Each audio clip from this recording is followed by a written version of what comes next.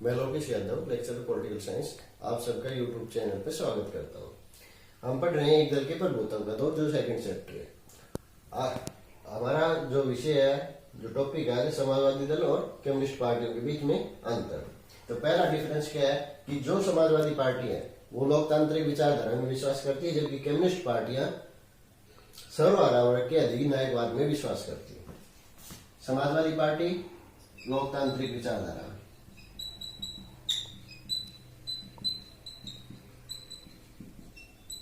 लोकतांत्रिक विचारधारा में विश्वास रखती है, जबकि कम्युनिस्ट पार्टियां सर्वहारा वर्ग के अधिनायकवाद में विश्वास रखती है।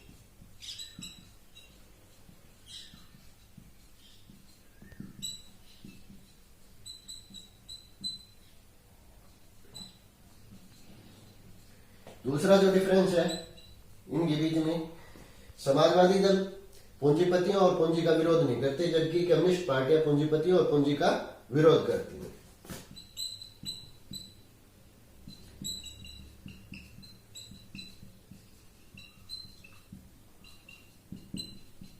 पूंजी के पक्ष में समाजवादी,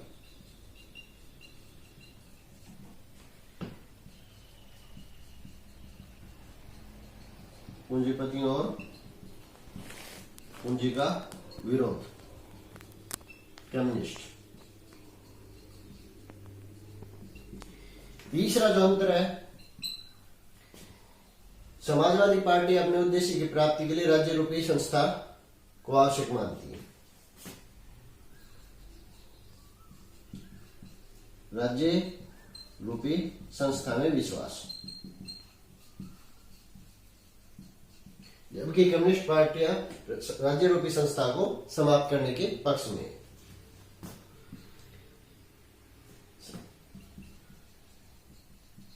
समाजवादी राज्य रूपी संस्था में विश्वास, राज्य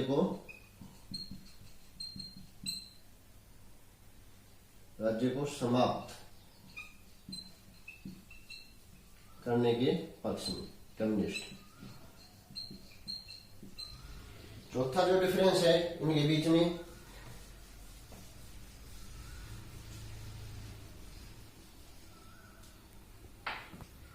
कम्युनिस्ट पार्टियां लोकतांत्रिक मूल्यों व संवैधानिक तरीकों में विश्वास करती हैं।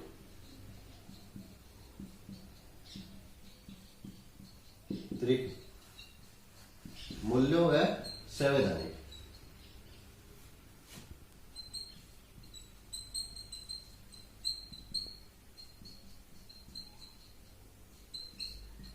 तरीकों में विश्वास कम्युनिस्टों। समाजवादी जो है वो लोकतांत्रिक मूल्य और संवैधानिक तरीकों में विश्वास रखते हैं, जबकि कम्युनिस्टों का विश्वास सशस्त्र क्रांति व हिंसात्मक तरीकों में है।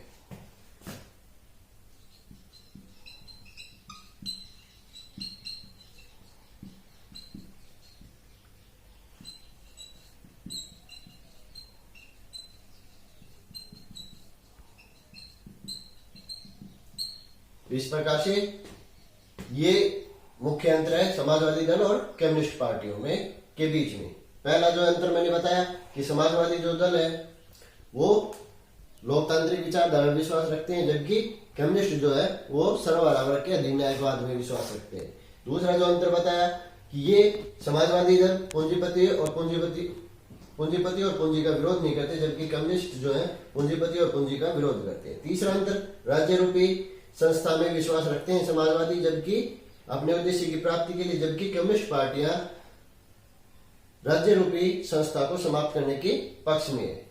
चौथा जो अंतर है वो ये है कि समाजवादियों का लोकतांत्रिक मूल्य और संवैधानिक तरीकों में विश्वास है, जबकि कम्युनिस्टों का सशस्त्र क्रांति और हिंसात्मक तरीकों में विश्वास है। अगला टॉपिक है भारत में विपक्ष की भूमिका। भारत में विपक्ष की भूमिका।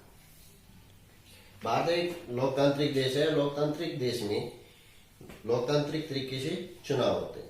जो चुनाव के बाद जो पार्टी बहुमत प्राप्त कर लेती है वो सत्ता प्राप्त कर लेती है, और जो सत्ता से बाहर आ जाते हैं वो विरोधी दल की भूमिका निभाता है। और भारत में संगठित विपक्ष का शुरू से ही अभाव रहा और न ही भारत में इंग्लैंड जैसा विपक्ष आज तक उभर करके सामने आया।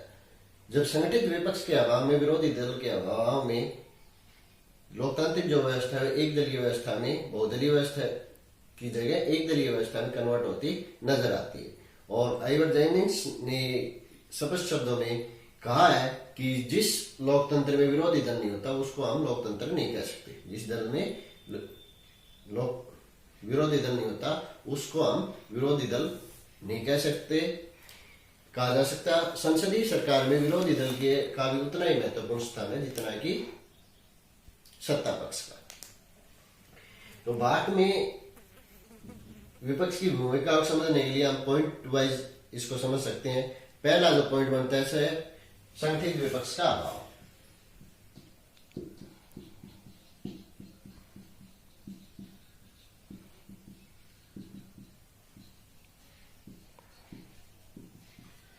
तो हम संगठित विपक्ष का अभाव, भारत में शुरू से ही संगठित विपक्ष का अभाव रहा। प्रथम 3 आम चुनाव हुए, कांग्रेस का प्रभुत्व कायम रहा। प्रथम आम चुनाव 1951, दूसरा आम चुनाव 1957, तीसरा आम चुनाव 1962।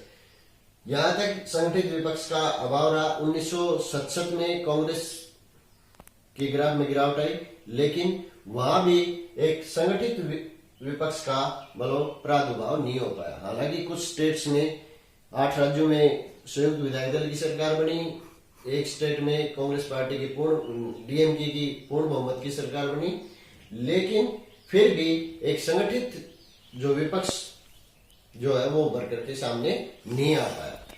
दूसरा जो पॉइंट बनता है वो कमजोर विपक्ष।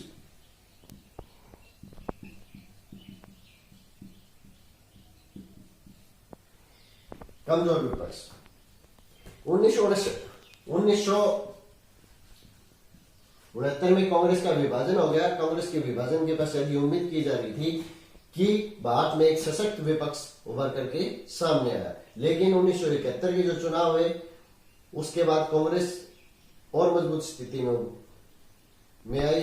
1972 में कई राज्यों के विधानसभा चुनाव हुए, वहां भी कांग्रेस की मजबूत स्थिति में कांग्रेस उभर करके सामने आई और जो उम्मीद की जा रही थी एक मजबूत विपक्ष की वो नकारा साबित हुई। और 1977 में जब लोकसभा के चुनाव हुए तब तक विपक्ष जो है वो कमजोर स्थिति में रहा। 1977 में आकर के जब जनता पार्टी की सरकार बनी तो कांग्रेस पार्टी 153 सीट लेकर के एक अच्छे विपक्ष के तौर पर के सामने आई और वो स्थिति ज्यादा लंबे समय तक नहीं चली, क्योंकि 1979 में जो सरकार गिर गई, 1980 में जब चुनाव हुए, 1980 और 1984 के जो चुनाव हुए, 7वीं और 8वीं लोकसभा के जो चुनाव हुए, उन चुनाव के में भी कांग्रेस मजबूत स्थिति में है। जबकि 1984 8वीं लोकसभा का चुनाव देखें तो एक तरह से कांग्रेस ने क्लीन स्वीप कर दिया। इतना बहुमत अब तक के चुनाव में कभी प्राप्त नहीं हुआ था। जितनी सीटें कांग्रेस को 8वीं लोकसभा के 1908वीं लोकसभा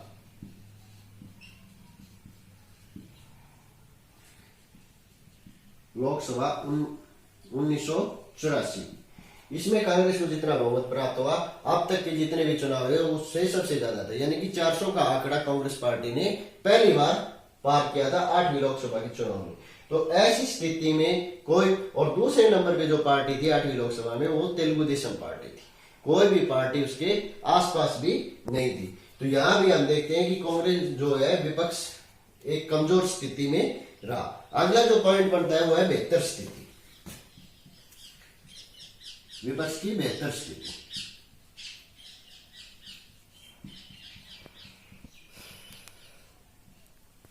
बेहतर स्थिति कब बनती है? 1989 के बाद कांग्रेस की विपक्ष की विपक्ष जो है विपक्षी जो दल है बेहतर स्थिति में कब आते हैं? 1989 के बाद। 1989 के बाद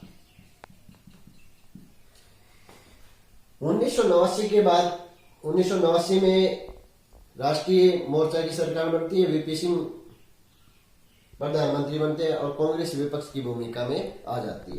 तो यहां हम देखते हैं कि कांग्रेस जो विपक्ष की भूमिका में आती है तो वो एक मान्यता प्राप्त दल के तौर पे विपक्ष की भूमिका अच्छे तरह से निभाती है। लेकिन ये स्थिति जो है 1990 में सरकार गिर जाती है, 1991 में फिर कांग्रेस पार्टी सत्ता में आती है। कांग्रेस पार्टी 1991 में सत्ता आती है लेकिन उसके पास बहुमत नहीं होता, वो दूसरे दलों और निर्दलीयों के समर्थन से सरकार बनाती है। और उस समय भारतीय जनता पार्टी एक मजबूत विपक्ष की स्थिति में उभर करके सामने आती है और विपक्ष के नेता बनते हैं श्री लाल कृष्ण आडवाणी 1991 में, और वो एक अच्छी भूमिका निभाते हैं। 1991 के बाद 1996 में चुनाव होते हैं। 1996 का जो चुनाव था उसमें भारतीय जनता पार्टी सबसे बड़े दल के तौर पे उभर के सामने आती है और राष्ट्रपति द्वारा उसको सरकार बनाने के लिए आमंत्रित किया जाता है। लेकिन विपक्षी एकता एकजुट होती है और अटल बिहारी वाजपेयी बहुमत साबित करने में नाकाम रहते हैं और इस स्थिति में 13 दिन के बाद प्रधानमंत्री को इस्तीफा देना पड़ता है और इस्तीफा देने के बाद एच.डी. देवगौड़ा प्रधानमंत्री बनते हैं और वो सरकार बनती है 1996 में संयुक्त मोर्चा की, और कांग्रेस भारतीय समर्थन देती है और विपक्ष की भूमिका निभाता है भारतीय जनता पार्टी और विपक्ष के नेता बनते हैं अटल बिहारी वाजपेयी। उसके बाद जो स्थिति संगठित विपक्ष की ओर, ये तो बेहतर स्थिति रहती है विपक्ष की। अब संगठित विपक्ष की ओर अगला जो पॉइंट है वो है संगठित विपक्ष की ओर।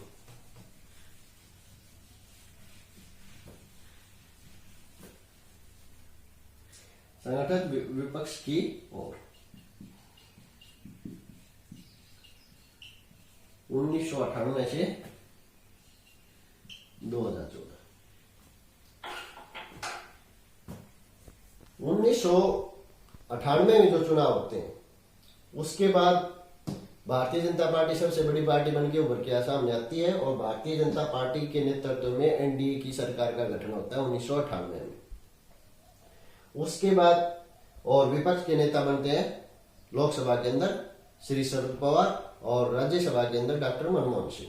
उसके बाद 1999 में फिर लोकसभा के चुनाव होते हैं और श्री अटल बिहारी वाजपेयी एनडीए की सरकार का नेतृत्व करते हैं, प्रधानमंत्री बनते हैं श्री अटल बिहारी वाजपेयी। विपक्ष में फिर कांग्रेस आती है जो एक संगठित विपक्ष की भूमिका निभाती है और इस समय 1999 इसमें विपक्ष के नेता बनते हैं लोकसभा में सोनिया गांधी और राज्यसभा में डॉक्टर मनमोहन सिंह।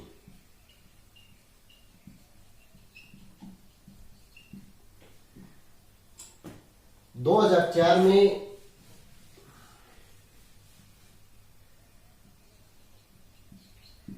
2004 में एनडीए पराजित हो जाता है और दूसरा जो गठबंधन है यूपीए वो सत्ता में आता है और कांग्रेस के जो नेता है डॉक्टर मनमोहन सिंह वो प्रधानमंत्री बनते हैं यूपीए सरकार में 2004 के इलेक्शन में। और विपक्ष के नेता कौन बनते हैं? विपक्ष के नेता लोकसभा में लाल कृष्ण आडवाणी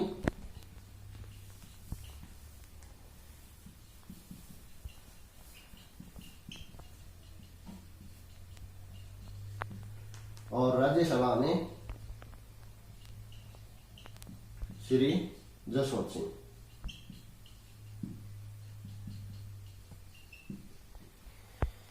दो 2009 में फिर यूपीए वापस सत्ता में आता है, मनमोहन सिंह प्रधानमंत्री बनते हैं और विपक्ष में लोकसभा में विपक्ष का नेता बनता है लोकसभा में सुषमा स्वराज।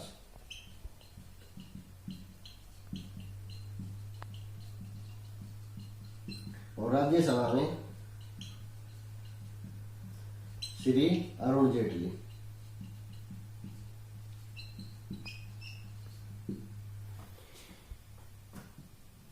यहां हम देखते हैं कि 1998 से लेकर के 2014 तक की जो स्थिति है वह जो विपक्ष है, एक संगठित विपक्ष के तौर पे अपनी भूमिका निभाता है, वह हमें नजर आ रहा है। उसके बाद फिर संगठित विपक्ष का अभाव दोबारा उत्पन्न होता है,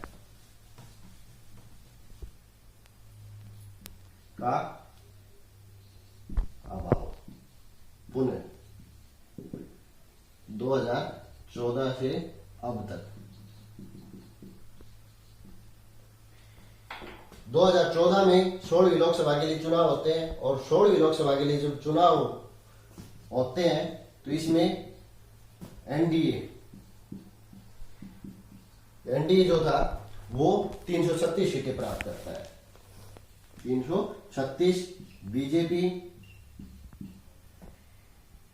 282,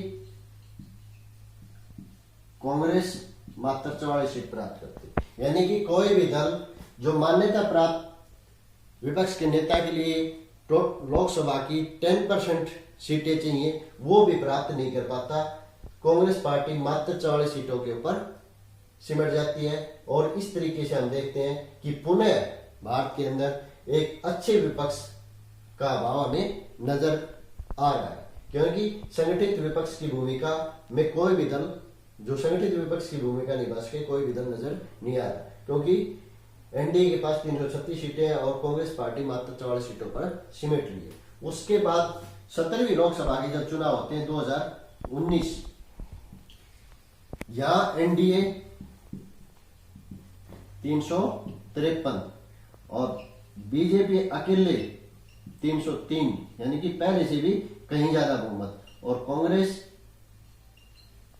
52 सीटें। तो जो संगठित विपक्ष का अभाव 16वीं लोकसभा में, तो वही स्थिति 17वीं लोकसभा में भी अब तक बनी हुई है। यानी कि हम ये देख रहे हैं कि 1952 से लेकर के 2019 तक विपक्ष की जो भूमिका होनी चाहिए, जैसे कि हम इंग्लैंड में छाया मंत्रिमंडल देखते हैं, वैसी भूमिका अब तक भारत में नहीं हो पाई, जो लोकतंत्र के लिए एक अच्छा संकेत नहीं है।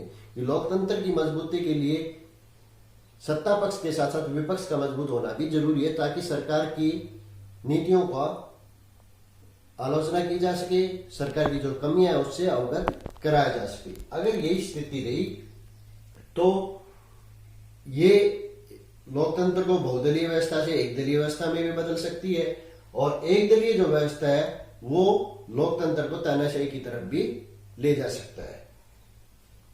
अगला जो हमारा टॉपिक है इस चैप्टर में वो है मतदान का बदलता हुआ स्वरूप। अगला जो टॉपिक है वो है चुनाव और मतदान का बदलता हुआ स्वरूप। भारत में चुनाव और मतदान का बदलता हुआ स्वरूप।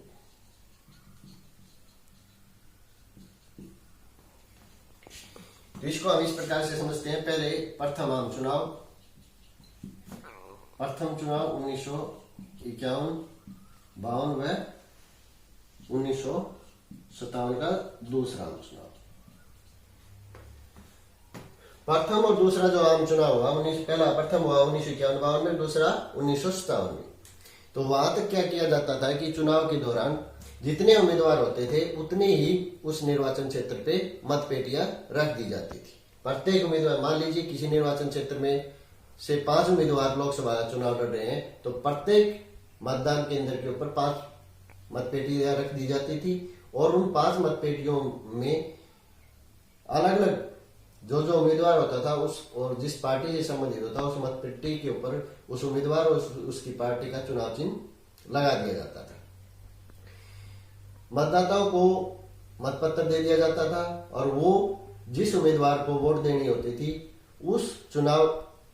उस प्रत्याशी के चुनाव निशान वाली मतपेटी के अंदर मतपत्र को डाल देता था। इसमें चुनाव के अंदर ये प्रक्रिया चलती रही दूसरे आम चुनाव से 1957 तक। इसमें कमी क्या थी कि इसमें ये कमी थी कि कोई भी पेटी को निकाल करके मतपत्रों को दूसरी मतपेटी में डाल देते, तो इससे चुनाव में धांधली होने की संभावना बनी रहती थी। दूसरा नंबर पे 1930 आम चुनाव, तीसरा चुनाव 1930 62। तीसरा आम चुनाव जब 1962 में हुआ तो चुनाव की जो प्रक्रिया है उसमें बदलाव कर दिया गया। अब मतपेटी उम्मीदवारों के अकॉर्डिंग नहीं रखी जाती थी, मतपेटी एक ही रखी जाती थी और जो मतपत्र होता था उसके ऊपर प्रत्याशियों के नाम और चुनाव जो चिन्ह है वो छाप दिए जाते थे और जिस भी प्रत्याशी को वोट देना होता था उस प्रत्याशी के चुनाव निशान के सामने मोहर लगा करके मतपत्र को मतपेटी में डाल दिया जाता। जब मतपेटी भर जाती थी तो दूसरी मतपेटी का प्रयोग कर दिया जाता था और ये प्रक्रिया जब तक इलेक्ट्रॉनिक वोटिंग मशीन नहीं आई तब तक ये प्रक्रिया चलती रही। उसके बाद जो बदलाव आया वो 1980 के दशक के बाद ये महसूस किया जाने लगा कि चुनाव के अंदर फर्जी वोटिंग होती है, इसके लिए मतदाताओं को चुनाव पहचान पत्र दिए जाए और ये प्रक्रिया 1996 से चुनाव पहचान पत्र इलेक्शन कमीशन के द्वारा चुनाव पहचान पत्र बनाने की जो प्रक्रिया है वो निरंतर जारी है। अब जब चुनाव होता है तो चुनाव के दौरान मतदाता को चुनाव इलेक्शन कमीशन के द्वारा प्रदान किया गया चुनाव पहचान पत्र दिखाना होता है, मतदाता पहचान पत्र दिखाना होता है। इसके अलावा अगर मतदाता के पास चुनाव इलेक्शन कमीशन द्वारा पहचान पत्र जारी किया पहचान पत्र नहीं है तो ड्राइविंग लाइसेंस, पासपोर्ट या बैंक की कॉपी आदि दस्तावेज दिखा करके वोटिंग कर सकते हैं, यानी कि उसको पहचान पत्र दिखाना उसके लिए अनिवार्य कर दिया गया है। और इलेक्शन कमीशन के द्वारा 1996 से लेकर के अब तक चुनाव पहचान पत्र बनाने की जो प्रक्रिया है वो जारी है। उसके बाद जो बदलाव आया वो आया electronic voting machine EVM.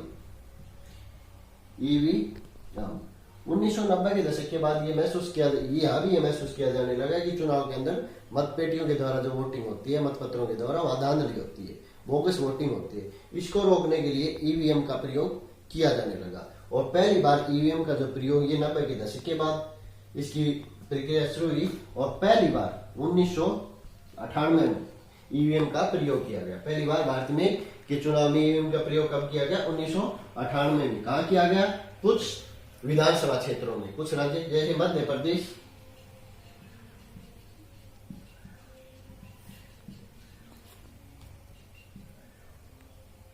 Rajasthan और दिल्ली विधानसभा के कुछ विधानसभा क्षेत्रों में ईवीएम का पहली बार प्रयोग किया गया। मध्य प्रदेश, राजस्थान और दिल्ली के कुछ चुनिंदा विधानसभा क्षेत्रों को चयनित किया गया और वहां ट्रायल के तौर पे पहली बार इलेक्ट्रॉनिक वोटिंग मशीन का प्रयोग किया गया। 1999 में गोवा राज्य के विधानसभा चुनाव में संपूर्ण राज्य के जो चुनाव थे सभी विधानसभा क्षेत्रों में इलेक्ट्रॉनिक वोटिंग मशीन के द्वारा चुनाव कराए गए। तो क्वेश्चन ये पूछ लिया जाता है कि वो पहला राज्य कौन सा है जहां पूरे राज्य में इलेक्ट्रॉनिक वोटिंग मशीन ईवीएम के द्वारा चुनाव कराए गए, तो वो राज्य कौन सा था? गोवा। उसके बाद 2004 के जो लोकसभा चुनाव हुए वो चुनाव पूरे भारत में ईवीएम के द्वारा करवाए गए। ईवीएम के द्वारा करवाए गए 2004 के लोकसभा चुनाव। उसके बाद जो बदलाव और आया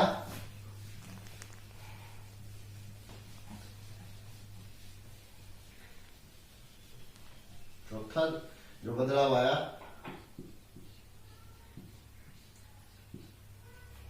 वो सुप्रीम कोर्ट ने निर्णय दिया कि जो भी प्रत्याशी चुनाव लड़ रहा है उसको अपने आपराधिक रिकॉर्ड का और जिसमें कम से कम 2 वर्ष की सजा होने का प्रावधान हो उसका ब्यौरा, वह अपनी संपत्ति और जो उसके ऊपर डिपेंड है प्रत्याशी के ऊपर परिवार के सदस्य उनकी संपत्ति का ब्यौरा एफिडेविट के माध्यम से देना अनिवार्य कर दिया गया।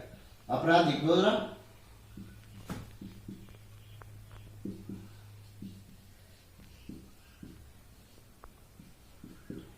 और संपत्ति का ब्यौरा।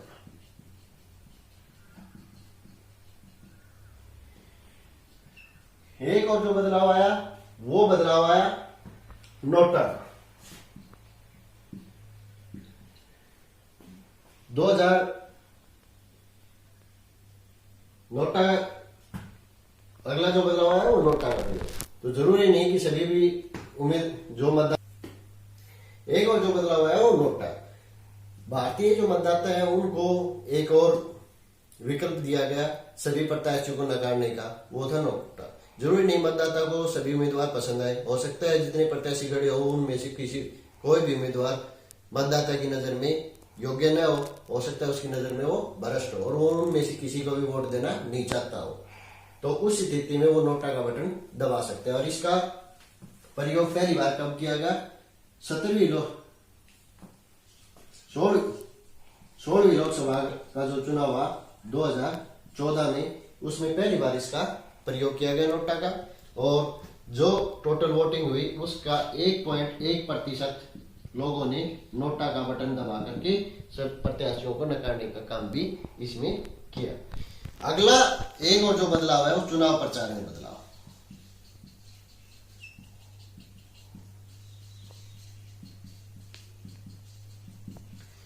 चुनाव प्रचार पहले घूम घूम के प्रचार किया जाता था, लेकिन चुनाव प्रचार का जो तरीका है उसमें बदलाव आ गया, क्योंकि जो लोकसभा के निर्वाचन जो क्षेत्र है उनका क्षेत्र काफी विस्तृत होता है और एक निर्वाचन क्षेत्र में कई लाख मतदाता होते हैं। सभी मतदाताओं तक पहुंचना प्रत्याशी के लिए संभव नहीं हो पाता और ऐसी स्थिति में चुनाव प्रचार का जो तरीका है वो रैलियों के माध्यम से किया जाने लगा।